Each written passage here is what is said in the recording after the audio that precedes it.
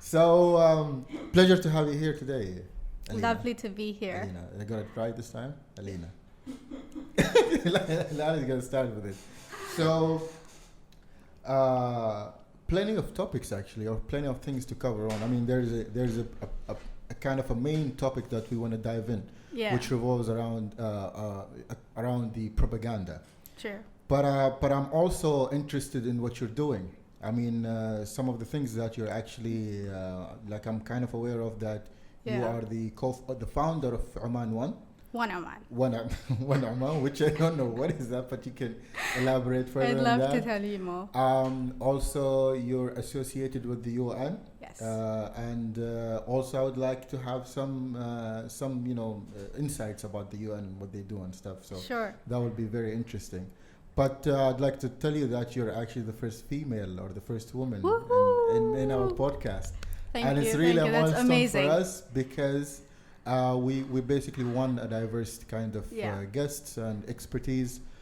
Because again, I mean, this podcast basically was started in a different name. It was a different initiative, but it was myself. But I'd like to give a shout out to Hilal around here. So Hilal Main man Hilal, everybody. Main man Hilal is the guy behind the scenes. You're not going to see his face, of course. So Hilal, when I started the first one, it was called Deep Dives.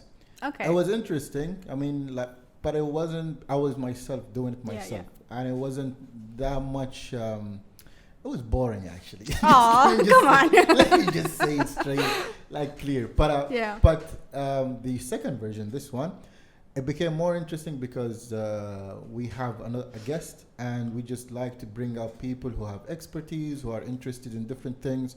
Just literally have a good sometimes conversation. exactly, just sometimes casual people go to the streets you want to do podcast with us. But no, trust me, that's the best way to pick up people, because you never know what somebody's passionate about. And then sometimes I love it when this happens, and I'm sure you've gone through this, where you look at somebody, you totally judge them, but when they start speaking, you're like, whoa, where did that come from? True. And I love when that happens, because it just teaches us again and again, don't judge people. Exactly. They always say don't judge a book by its cover, but in real life, we're judging everything based on clothes, based on accent, based on where you studied, everything, right? Yeah. But that's a great thing. Yeah. You know what's a good example of that? Yeah. Actually, my friends, the group that we hang out with, myself and Hilal, we have a group that we studied together back in uni, and we're keeping in touch. We go out once a month or twice a month. It's it's a big crowd also. But I haven't got to understand the capabilities or the interest of this crowd until actually we started engaging with each other, and we have this group, the discussions That's and so the nice. debates. And on WhatsApp or something. Exactly, it's a WhatsApp. Okay. And I came to understand that literally each one of them is unique. Each one have an interest in a specific field. Yeah. And we actually managed to bring a couple of them already in the podcast. Wow, that's amazing. And I'm planning to bring every one of them. That is so good. I'm looking at you now, every one of you. So tell us, Elena, One Oman. One Oman started actually last year, and we're just completing 6 months now. Nice. And we have about 500 members already in our community. Wow. 550 almost. And the idea behind starting One Oman was that we wanted to create a platform to have an open discussion on topics. Just like you and me are having a conversation, in day-to-day life, you meet people and you discuss topics that are happening on global platforms, or are happening on your national level, or are happening, on your school level, your college level, work level. Yeah. And sometimes it's always nice to listen to another person's opinion or what they have to say about it, or just clear your flow of thoughts, right? So that's where One Oman came into place. So One Oman basically is Oman's first sustainable development platform. Wow. So what does that mean is whatever we try to do, we try to link it to the sustainable goals of the United Nations, which is 17 global goals. And they range from innovation to well-being to good health to partnerships. And in One Oman, we focus on 3 things: inclusivity, means you can come from anywhere, any part of Oman, nice. Any nationality, any nice. religion, nice. You're always welcome. Nice. The next one that we focused on is diversity. And we see a lot of these communities nowadays that are only youth-based or are like adult-driven, whereas One Oman is both. It's where youth comes together, where people over 30, because, I mean, think about it. The idea is, and me being in my late 20s, I literally have like the kind of feeling where I feel, oh my God, the ones who are younger than me are so techy these days. Yeah. You know, like I don't know much, but I don't feel as old as my age. I don't know if that makes sense. You know, like I don't feel, I literally feel like I'm much younger. And of course, many others like me feel the same. And then Hilal does also. Hilal feels young. Hilal is like evergreen. He doesn't age. He's Benjamin Button. He is. yeah, interesting. Yeah, so like that's another reason why I created One Oman, where we have people, where we unite two of these main forces, which is youth, that is the youngsters of a country that are learning, who are going to be your future leaders. Exactly. And then you have the older, experienced people who are the ones who can guide us the best. Yeah. So when you unite both of them, you get a force to reckon with. And that exactly is One Oman. And our base is partnerships. You create partnerships. Nice. So rather than using corporate jargon and saying something like, oh, we are a networking institute, networking seems too serious. We are here to build partnerships because we want to collaborate. We want to do things together. And who knows, maybe today I met you somewhere and then you and me together decided, you know, let's do the podcast together. Tomorrow I meet somebody else and there's another idea that I bump into and then that becomes something. Wow. So it's a platform to create more opportunities, and that's exactly what it is in its name. One Oman. Oman is one. We are not different. We are not divided. We are one. We represent unity, and that's exactly the entire spirit of it. This is amazing. I mean, now it's very clear to me. Yeah. Because in the beginning, when I bumped into it, I was looking at the different people that you post. Right. Like in your page, and each one would say, for example, a quote, and then it says something. But I was looking at I came across one or two posts that was focused mainly on like what do we call it? It's not the charity, but volunteering kind of. So I thought One Oman was actually just a volunteering community where you actually just do volunteering stuff. Right. But now it's actually I think more clearer, and I think people should actually pay attention to it. Of course, we're going to put all of your details in our podcast. Of course, it's a lovely platform. But it's a very interesting concept, because honestly, this is me telling you that there was actually an initiative by myself. I had a partner where we wanted to create something, but it's mostly we wanted to do it for businesses only. I mean, this is just not for businesses what you just created. Right. It's basically exchange of ideas, basically discussing topics or whatever it is. Yes. And also potentially you can have partnerships. Yes. The platform that I wanted to create with a partner was called Ken's Fund. So Ken's Fund was basically supposed to, you have a lot of entrepreneurs here in Oman that are seeking for investments. Yeah. And actually you have a lot of investors who are seeking for opportunities. Oh, yes, yes. So we were like, okay, we need a platform that is not kind of government driven, because government usually used to, they're very stiff. Like their own system of working. Exactly. Yes. They have a systematic way how to do stuff and, it's formal. True. We wanted something more kind of basically flexible. Exactly, flexible. Yes. So we started actually working on this initiative. I mean, it's not actually completed. We came into a little bit of capital to fund the project. Yes. But that was the idea of it. Is like to bring up entrepreneurs and what do you call it? And investors in their one platform. And I think maybe we can actually contribute to your One Oman. Absolutely. Yeah, through Ken's Fund. Actually, that's a beautiful idea, and I'm so glad. And this is exactly what One Oman Spirit is about. Is about partnerships. Yeah. Because One Oman also focuses on helping the CSR teams of corporates. Wow. So, for example, if there's a company, say company XYZ, and they have a corporate agenda to socially help kids who are suffering with learning challenges, for example, right? Now, these could be kids with Down syndrome, with autism, or just simply they require tender loving care, right? Nice. So we would get volunteers. So here's the word, that comes into it, where we would get them from our team, One Oman, and these are people who willingly are happy to take time to help these kids to, make them feel loved and educate them at the same time.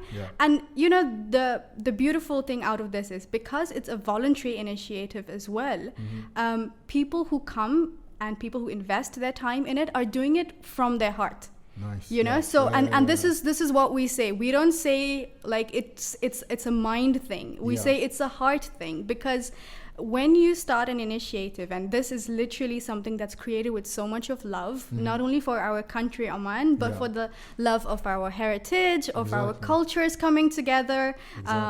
We bring in a lot of different aspects. Like, we want to see the fun side of Oman. We love, for example, seeing youth who are great at arts, who can sing, who can dance, poetry, writing, and you wouldn't even imagine the amount of talent that is there, literally, in this country, if you don't create a platform to showcase it, and that's exactly where we come in. We want to show people that, Oman is not just a country where you can come and you can enjoy the souk and you can enjoy your forts, but at the same time, we are a diverse country that has amazing. When you go to like the north, you have like snow. When you go to the south, you have like greenery. In between, you can go to like, Bosher sands, it's everything, and anything that you can imagine happens in Oman, and we bring that spirit into our work, into One Oman. No, I agree with you. It's definitely a beautiful initiative, and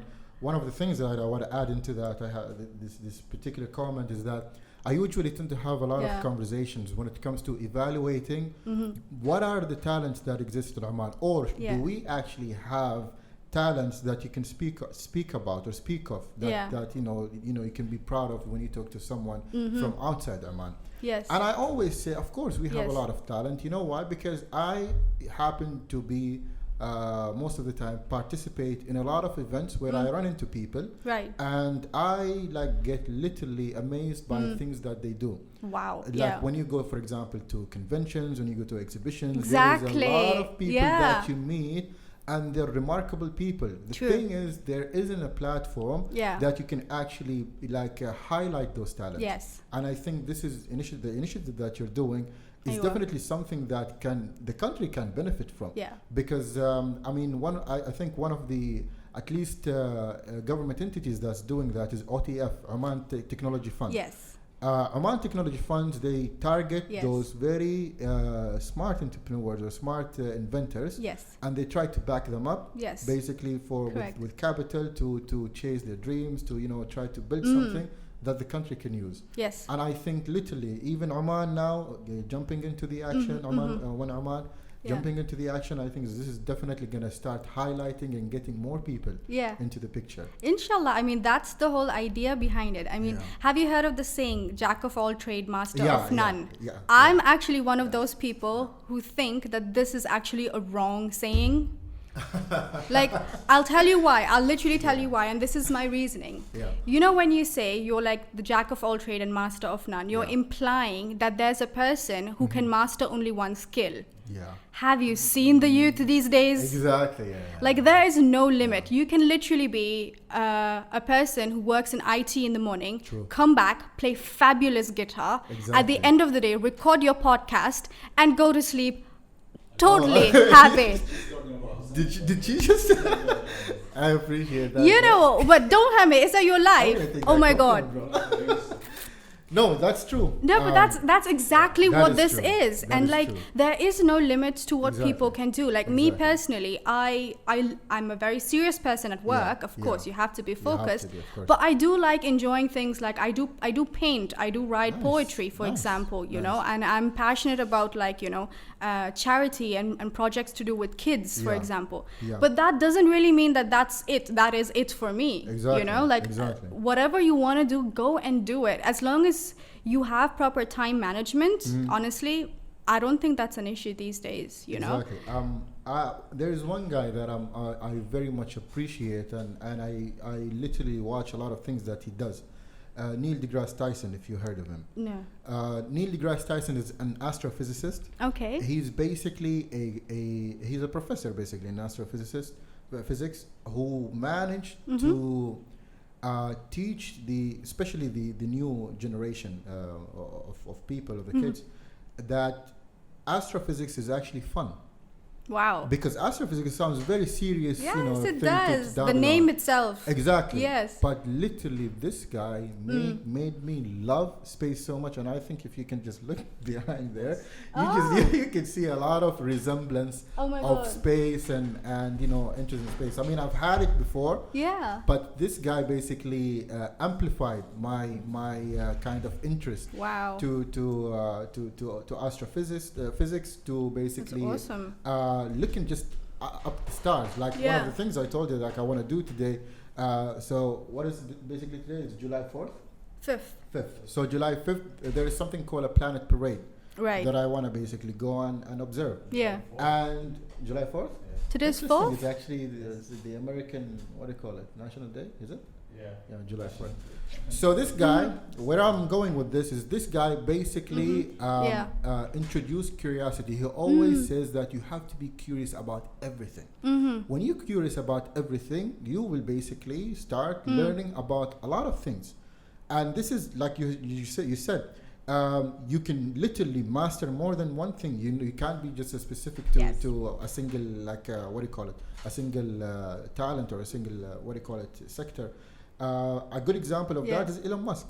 Oh yes. Elon Musk is a guy who started with PayPal, that is called fintech, and then moved to SpaceX, that's a space company, and then he had Tesla, that's an electric car company.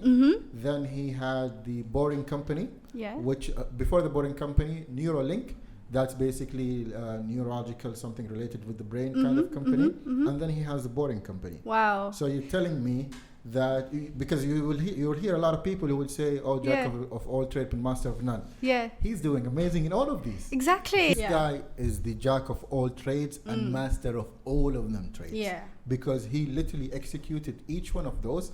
PayPal, he managed to sell it, I think, for $128 million US dollars. Fact check me on that. And Tesla is now the most valuable automaker in the world. It basically just passed Toyota. Toyota used to be 203 billion, I think, US dollars. Valuation of Tesla is now 209 billion as an automaker. And it's literally a very young company comparing to Toyota, who probably been there for like 100 years. And you have Neuralink. There was a presentation that they've done where basically they're going to turn us into cyborgs. And I'm not even joking. Like one of the things... Wait, turn us or like literally create something different? Here's what... I'll tell you what he's trying to create now. Okay. He's trying to create a chip, basically, that you can implant in your brain. Oh yes, and it gets... Exactly. And it gets linked like into, I don't know, some kind of neurons and whatever they call it. Yeah. And then it has a Bluetooth and a wireless connection. Whoa. So you can literally use your phone without you needing to like even touch it. Parents would love this for their kids. Exactly. Let's assume that we're gonna have Tesla. That's the easiest thing. Yeah. You can literally just walk to your car, open the door, like with your brain. Literally, this is what they're trying to do. But now. like, imagine, and this is where we would probably cut it, and we can jump back to this in terms of propaganda. Actually, that was my next drop. So. Going back basically to the main topic, propaganda. Yeah. Tell me about it. Well, it's not a complicated thing. The word propaganda in itself, I feel, has a very negative vibe to it, right? Like, I mean, don't you think when people say, oh my God, there's so much propaganda? It is. And I stumbled upon propaganda actually last year. So last year we had the Omani Women's Day celebration. And during that celebration, we were all asked, on the spot, myself and 3 other amazing young women, we were called to basically recognize us for our contributions to Oman in terms of the youth. Nice. And we all had to say, kind of like an advice or, something that you would like youth to know. And from my side, I don't know from where this came out, but I literally went all in about propaganda. Right. And I started telling people, like, there is a lot of propaganda that you need to understand. Yeah. And I don't say stay clear of it, because you can't stay clear of it. And then I started reading more into the entire world of propaganda and what exactly is this and how it works. The answer is complicated, but yet very simple. Right. Now, let me start by asking you something. When you hear the word propaganda, what comes to your mind? I mean, what do you think of? What do you think it is?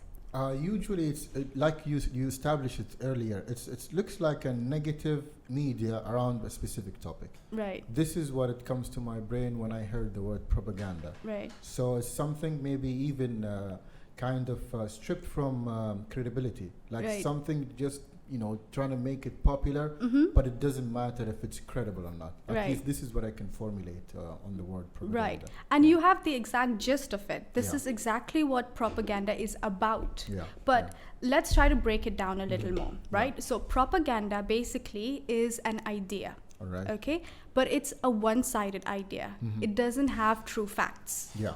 So it's an idea that is one-sided, right. that lacks true facts, and is trying to be trickled down into, say, a group. Interesting. That's what propaganda is, All right. right? All right. The easiest way to think about propaganda is if you're trying to convince somebody about something, okay, and you don't have the actual facts to it, it's propaganda at play. Oh, interesting. It's as simple as that. Propaganda doesn't have to be complicated, right? Interesting, yeah. Now, how propaganda is basically functioned around? Well, it started in, I think so, in 1600s.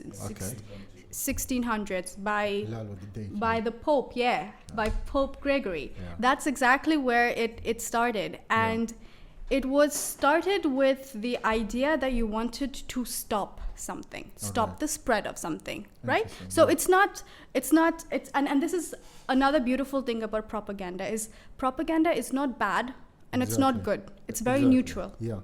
Okay?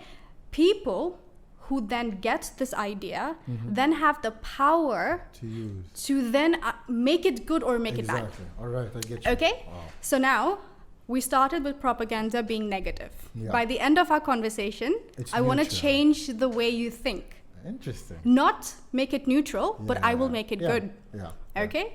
So let's move on from that. Okay? So now we had propaganda. One of the biggest icons of propaganda is Adolf Hitler. All right. Okay? Interesting. Yeah. Right. Yeah. And why I absolutely love his example is because he lived day and night breathing in, breathing out propaganda. Well, for him, he believed propaganda was so vital that he actually had a guy, and I think his name was Joseph something. I can't remember his name. But like he actually had this guy who would create propaganda. Interesting. And he actually believed there was something that he said. I want to remember what he said. Yeah, he actually said something to the point, the bigger the lie, the better it is. Wow. Okay? That's strong. So like think about it. We move around speaking white lies, right? Yeah. So if they don't know, it won't hurt kind of thing, right? True, like everybody does that. True. But think about it on a larger scale in terms of what if it's a really big lie? Yeah. Something that, for example, I don't know, you deleted a file from your work which wasn't supposed to be deleted, and you don't say who did it. And then you have to like fabricate an entire big lie on like how the computer crashed, and know, and then that's more believable. Yeah. Right? If you tell somebody that the computer crashed and there was a network problem, or maybe it was I don't know, a surge of power. So it's a cover-up kind of. Yeah. And Adolf Hitler actually believed that the bigger the lie, the easier for people to believe it. Think about that. Yeah. And that is something that people live by even today. Because you know where I'm going with this? Yeah. I think you know where I'm going with this. Go on. I'm just going to wear the conspiracy theorist now. Wow, people. I like this. Yeah. So I think whatever, like the explanation you've done is very beautiful now, because I think now I can have an understanding of why flat earthers believe the earth flat so much. Is because I think if we're gonna just apply the propaganda, they're looking at it, it's a big lie, and because it's a big lie, everyone is buying it. Exactly. Wallah. Exactly. And this is the most beautiful example, and that's brilliant for you to pick up the flat liners or flat earthers, whatever you call them. You know, like, but to be honest, I don't know where this theory came up from. I haven't read about it. One, because when I was very little, or when you were very little, we were all taught about the globe. Exactly, yeah. And we were taught that it's round. Exactly. So, Yani, why are you wasting time thinking it's flat or not flat? What is it to you, first of all? Like, it doesn't make a difference. True. Unless you're like a scientist. Exactly. Then, okay, I understand you really want to uncover the secrets. And like, it goes into, you know, like the alien theory. Are they aliens? Are they not aliens? Like, to be honest, like, I think there are other pressing issues that we can like think about. More important stuff to basically focus on. Yeah, like, for example, like, I would like to like think about like, for example, like, how could you create models or products or services during this COVID time to help people, because it makes more sense at this point. Exactly. True. But again, I understand there are people who think, you know, bigger pictures, larger pictures, and that's great. Exactly. I'm trying to hold myself not to dwell into this, because I know. I was literally going to say, like, okay, I think we should get back to our topic. Trust me, you don't want this. No, but going back to propaganda, actually, the beautiful thing that I think propaganda is modern propaganda. Okay, so moving on from the time where propaganda was just started and initiated, we then move into the 20th century. Now, in the 20th century, propaganda was used mostly in Britain and America, because, you know, they tried to colonize, you know, the entire world. And then what happened was we then had this beautiful medium called TVs and newspapers. Now you have a tool called propaganda. You have a medium such as, you know, your newspapers, and you have TVs. Let's spread it. Exactly. And it spread like wildfire. And the fun thing is, people didn't really look at it as a negative then. They were just like, also interesting. Oh, what else? Tell us more. They like the spice. They want to know more. You know, and that's where even gossip started, I guess. I don't know. But, you know, it's wonderful to think of it that way. And then now, of course, we have like social media, and we have Instagram. Better tools. Yeah, we have like a lot of things. But the real idea for anybody to actually grasp is propaganda tries to push views on people on like how exactly to think. Okay?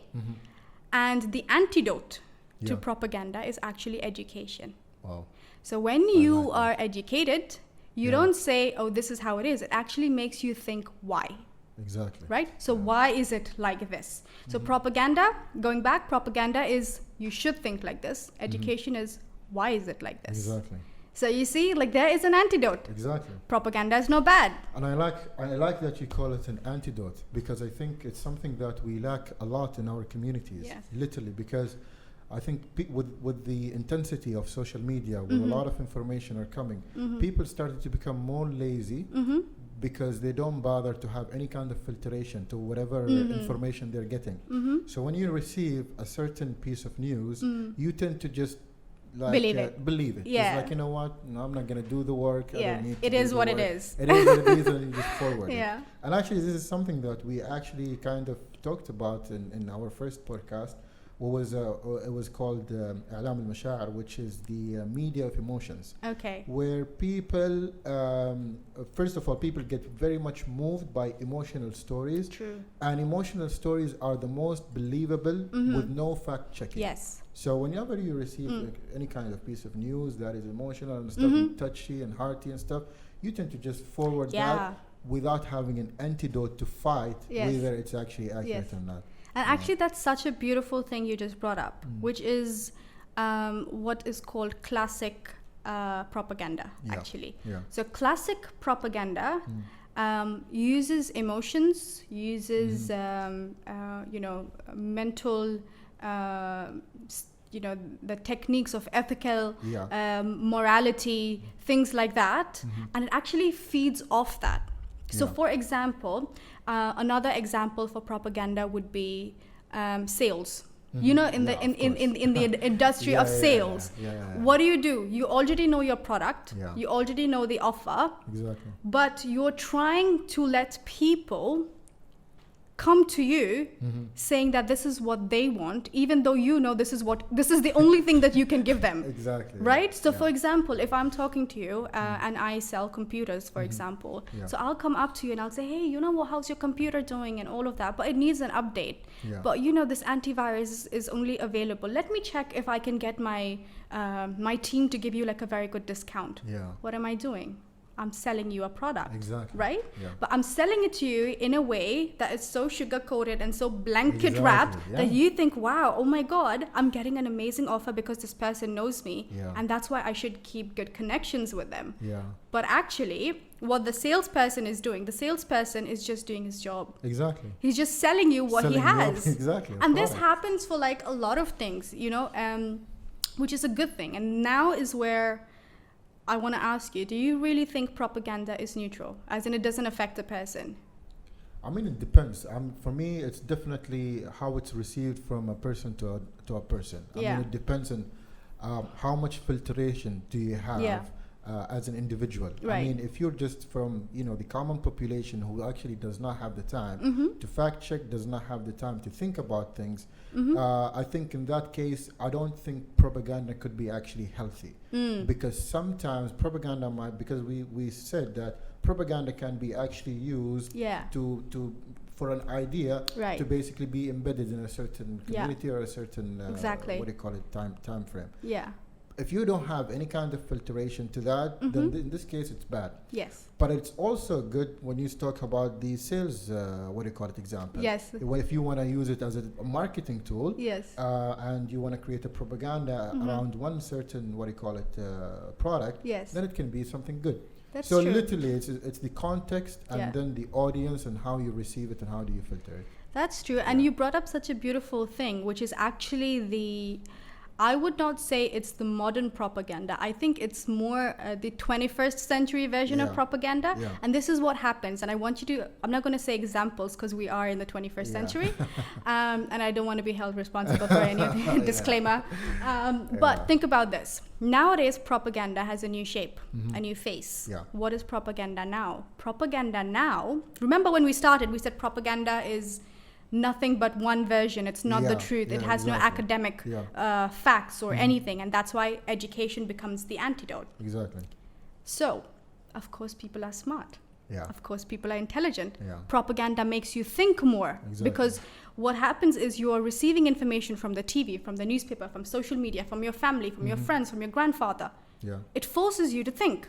Right? So propaganda is not all that bad. It's actually good because it makes you think. It makes you really look into facts. It makes you focus on education. It makes you focus on the real value of things, the real way things are done. But too much thinking is also bad, right? Of anything is bad. And this is where I say the 21st century propaganda has shaped into, where people use true facts, but then add propaganda to it, and then try to sell it. For example, this is a glass of water, right?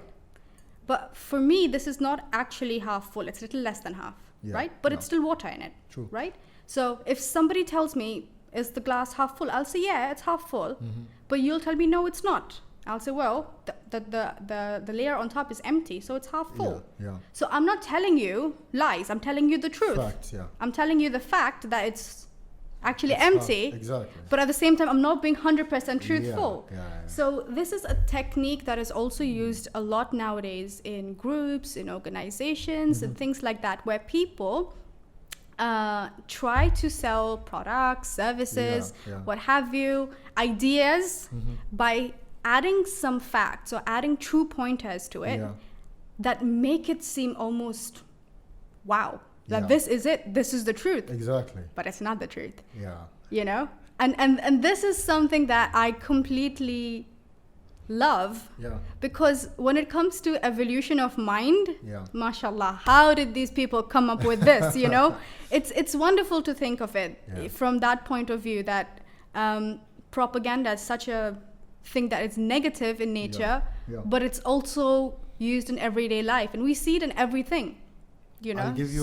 I'll give you an example. Tell me. Because it's an interesting one, because we've mentioned it earlier, but I'll give it to you in a different context. In the context that you just mentioned. Right. Flat earthers, again, I'm just in love with these people now. Recently, there is a lot of population that actually bought the idea that the earth is flat. Okay. I have a close friend who is a university student. It's okay, Hilal, I know how you feel about it. Who is a university student. We studied together and everything, and he believes that the earth is flat. Now, this is my at least my interpretation how he got to believe this. Right. Again, utilizing or using the propaganda that you just said. Yes. First, you need some facts.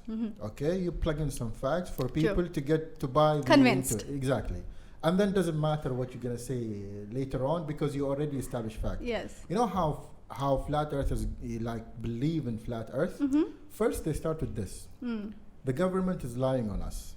If you talk about the US government, that's a fact, because the government is actually do lie to people in a lot of things, and then they're gonna take it from there. So when they establish this factual thing that the government lies to us, basically they're gonna bring up some of the incidents that happened, but the government tried to cover up failure of basically, say for example, what do you call it, a vaccine that was covered, because there was a lot of vaccination attempts back in the 60s and the 50s done by the US government in different nations that went wrong, but basically was covered. Okay. And then they got declassified and they brought up to the people and then. So people take the fact that the government do lie to us, and that is actually fact.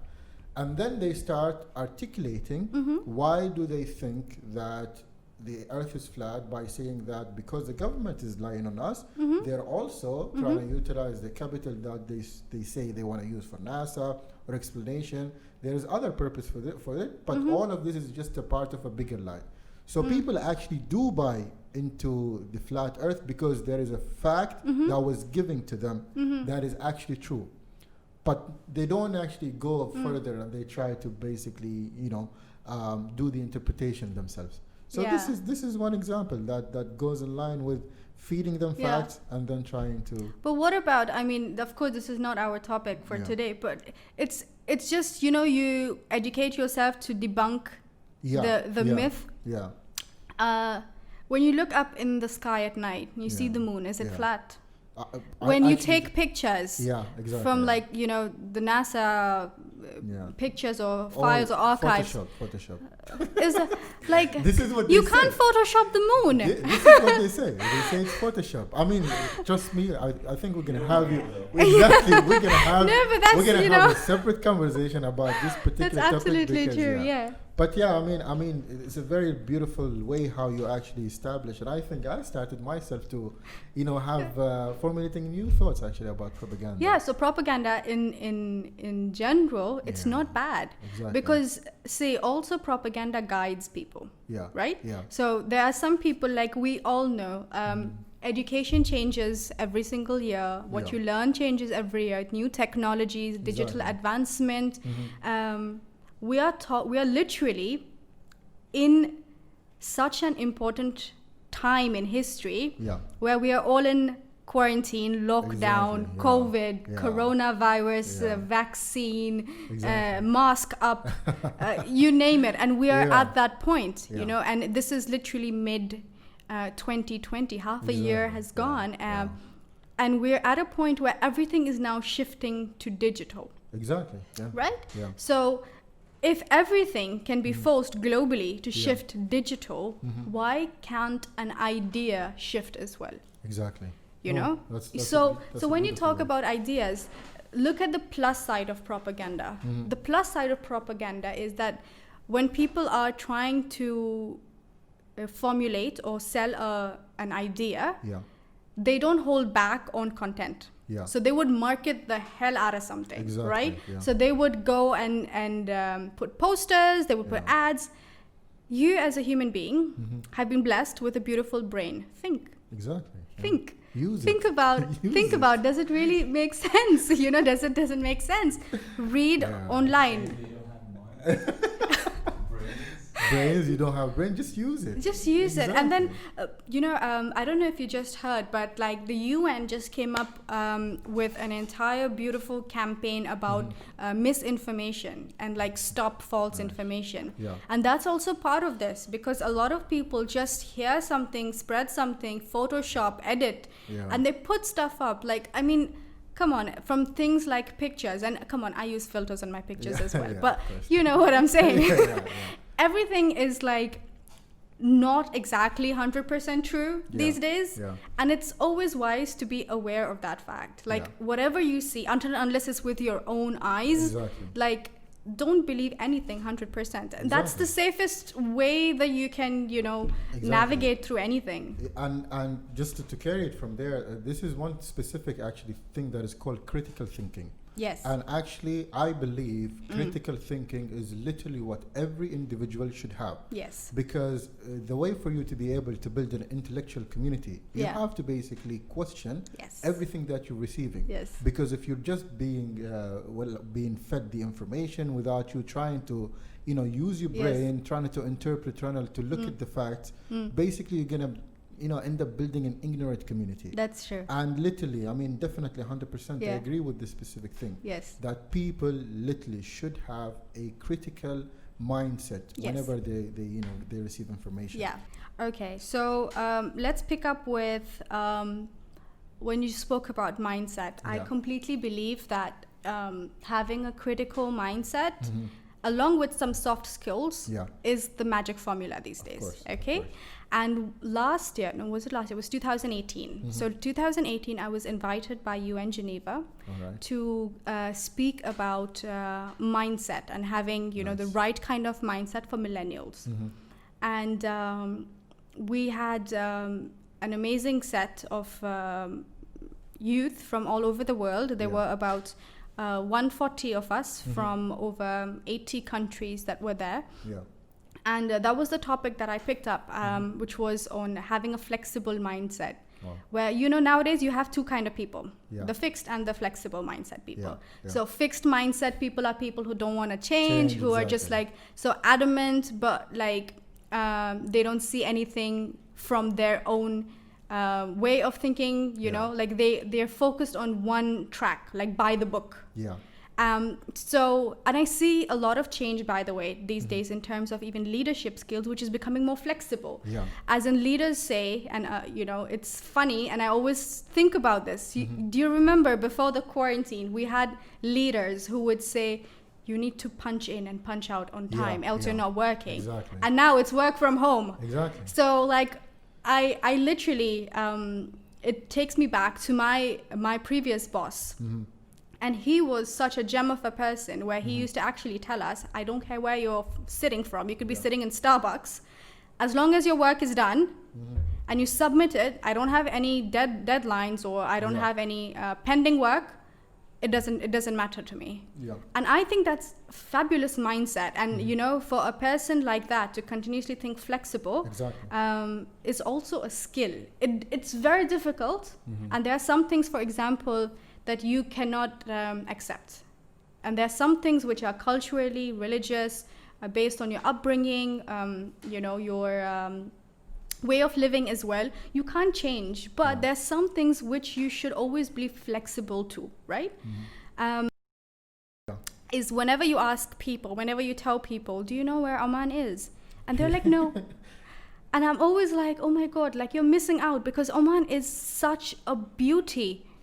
Like, and then you always have to explain, the Arabian Sea, and then there, next and to then Dubai, that's you have to explain it to them, and that kind of does hurt, because and I would not even say like it's something where you can be like, oh, it's okay, you don't know. I know, I genuinely feel upset about it, because I'm like, how come you don't know Oman? It's so beautiful. And trust me on this, anybody, and I can guarantee you this, anybody who's coming to Oman for the first time will never forget Oman.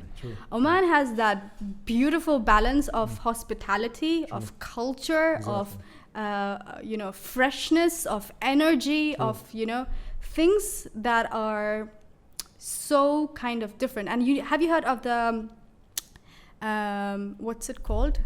Atlantis. Yeah, of course. You've heard of Atlantis? The underwater city. Yes. Yeah. And till today people are curious about Atlantis, and then what were the origins about it. Yeah. And they say the people from Atlantis were beautiful people. They were the perfect beings. They had a system that was so wonderful. Yeah. They were rich. They were powerful. They were great leaders. And I see Oman exactly like that. Atlantis. That's a very beautiful, I like that. And Oman is that. We have great leaders. I mean, rest in peace, our Baba Qaboos. We are a land filled with people who don't differentiate. Exactly. You could be anyone from anywhere. Exactly. We love you no matter what. Yeah. If somebody needs something, you will never see anybody say, no, I cannot help you. Exactly, yeah. It's just our culture. And for people to come and witness this beautiful, untouched purity, it is just magic. I just love the analogy that you gave Oman, which is basically Atlantis. And definitely this is something that should be used in a larger scale. Yeah. Like for people to, because this is something that sticks. Like for me now, I mean, I want to put it as a motto or something. Exactly. Like and we have our own sea. Yeah, exactly. Come on, we have our own sea, and we have like sports. You can come here, you can scuba dive, you can do whatever you want. I always have these conversations whenever I'm engaged with international like persons, for example. If I'm discussing a business opportunity or I'm engaging in any form of engagement, I just start mentioning what is Oman and like what is the different landscapes, because literally we are, at least to myself, one of the few countries that I know that has everything, that has a desert, the sands, that has beaches, that has greeneries, if you talk about Salalah, for example, that has a very hot weather, but also have a very pleasant weather if you go to the Jabal Shams and Jabal Akhdar. So literally everything that you could think of when it comes to nature, we have it in Oman. And literally I cannot, I mean I'm sure there is other similar countries, but it is literally one of the few countries that I know personally that has all of this. And we even preserve it. That's the beauty of it. Like we're not, and this is what I love, whether it's a younger generation or an older generation. I think we all agree on the commonality that we still want to preserve the cultural heritage. Like this is something that is not even debatable. Exactly. You cannot tell us, for example, like, oh, we want to like just break down all the villages and build multi-story buildings. I don't think that's something, if you go into like Matra, for example, you will see the beauty of simplicity. Exactly. People nowadays, have you heard of this word called the minimalistic lifestyle? Yeah, of course. Come to Oman, Yani. Yeah, come on. Exactly. We are people who could literally enjoy simplicity in any form, even food. Oman chips, khubs, cheese. We're done. Like it doesn't take much to like, like get us pumped up. And we're so simple in that aspect. This was very beautiful, Alina. I definitely enjoyed your company, and I believe Hilal also did enjoy your company. I love being here. Thank you for having me. And I think you should come again. You should come again for a second round, because I think there is a lot of other things that we can cover in a later podcast. So any like remarks and closing things, tell people where to find you, One Oman again. One Oman is available on LinkedIn. Nice. It's available on Twitter. It's available on Instagram. The handle is One Oman Official or One Oman. Me directly, my name, and you'd find me on social media as well. They will find you also in the description of this podcast, and we'll make sure that people will reach out to you. Inshallah. Thank you very much, Alina. Thank you. It was lovely being here. Of course, appreciate it.